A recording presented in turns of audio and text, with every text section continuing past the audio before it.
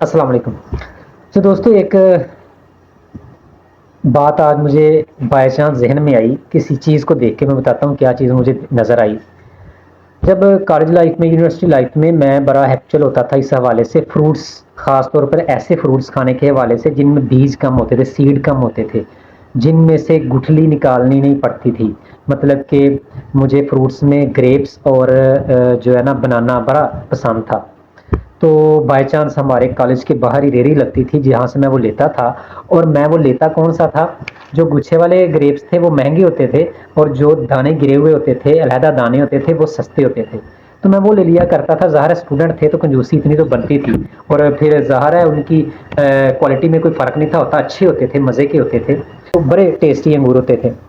तो तब मुझे इतनी समझ नहीं थी है कि क्यों ये सस्ते हैं और ये दूसरे महंगे क्यों हैं।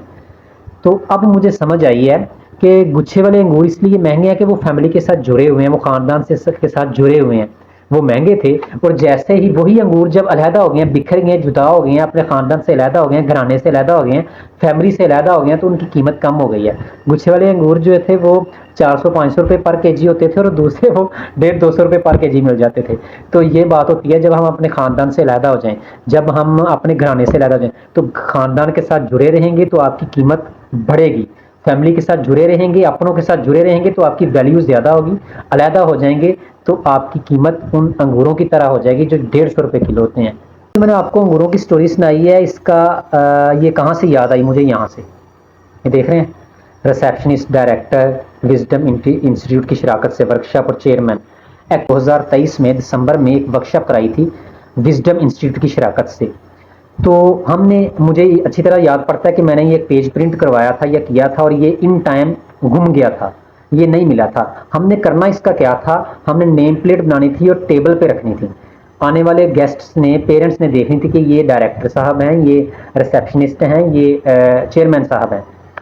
तो लेकिन इन टाइम ये जो है ना नखे कर गई, गुम गई, हमें नहीं मिली। दोबारा प्रिंट की और आज वो अभी भी मौजूद है जो हमने दोबारा प्रिंट की। और ये कहाँ से मिली है, डस्टबिन से।